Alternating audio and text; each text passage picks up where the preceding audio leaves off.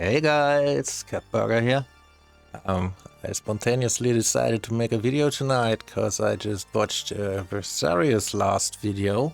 I think his channel name is Gaming with Versarius. I'll put a link in the description so you guys can find it because he's doing a lot of screwdrivers videos, and I think we have so little screwdrivers content on YouTube. Every content creator who does screwdrivers should get your support, guys. So go there.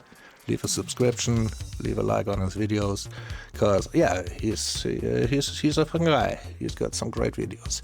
And today he did a video with some viewer submissions, driving and reviewing some creations some other guys sent in, and he also reviewed one of my cars, the Runway Revenant. Maybe you've seen it. It's the last one I uploaded to the workshop just a few days ago.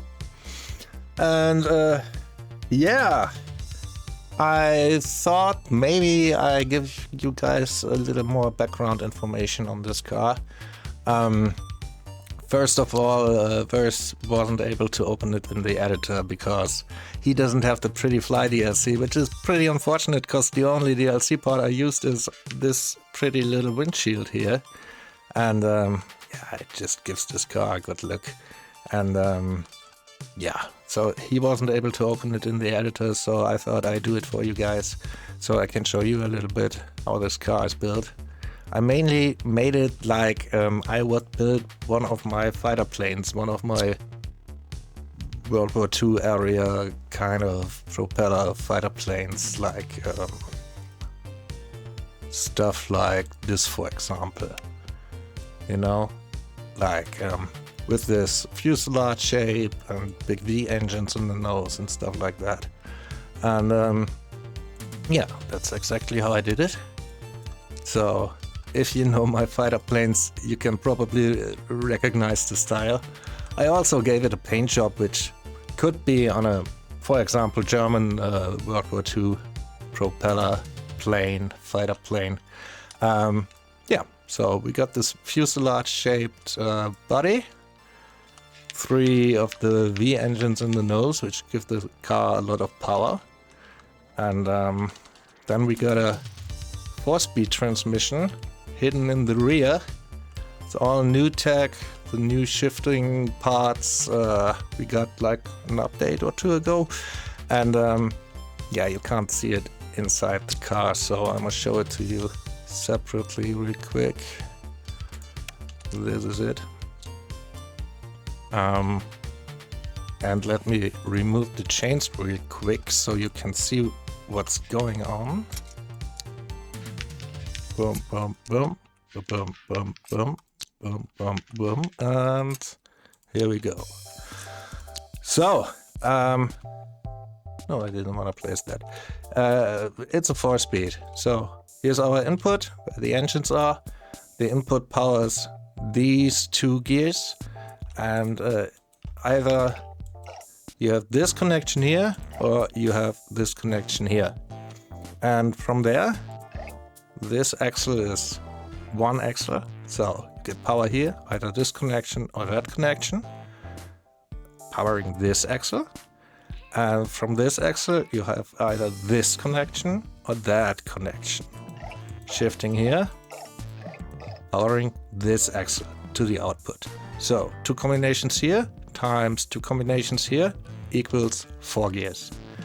Let me put the chains back on real quick so I don't ruin this. I don't even need one there, so yeah, whatever, I can do it. By the way, if you don't know how to place chains, it's pretty simple. You just select the chain, then it shows nothing. Then you click the first gear you want to connect with the chain, then the second one. And then, very important, you press middle mouse button to whatever other part to select this part. And then the chain is actually finalized and actually placed and actually works. So select the chain, click one gear, click the other gear, middle mouse button, other gear, chain, axle, suspension, whatever. One more time. Chain, gear, gear, middle mouse button, and it's placed.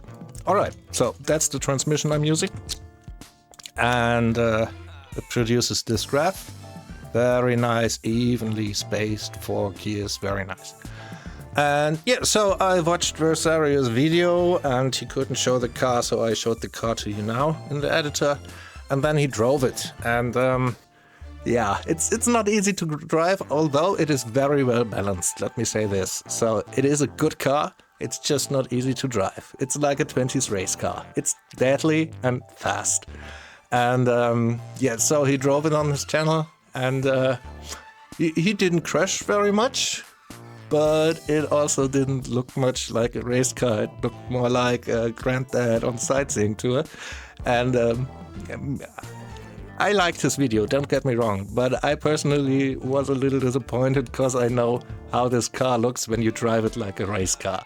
So I took the track he drove it on, race.zip it is, and decided to put down a time on it and upload it so he can see how this car is supposed to be driven and you guys can see how this car is supposed to be driven. And so that's what I did, yeah. And I'm gonna show you the run I got. Okay, let's do that. Here's the run. Alright, so we are on race.zip. It's not one of my favorite tracks. I didn't drive it as much as other tracks, for example. It's still a great race, don't get me wrong, but I personally just don't have too much practice on it. So this run took me a few tries and it was quite fast. It's, I think, 3rd place orange class right now, and for not being a purpose orange build, I mean, this car is not made to be as fast as possible as it can be in orange class. It's just made to be good and look good, and it happens to be orange class. Still, in its class, it still is quite fast. So yeah, 3rd place orange class currently. On a lot of leaderboards, on a lot of tracks, it's 3rd place. So I'm quite happy with that.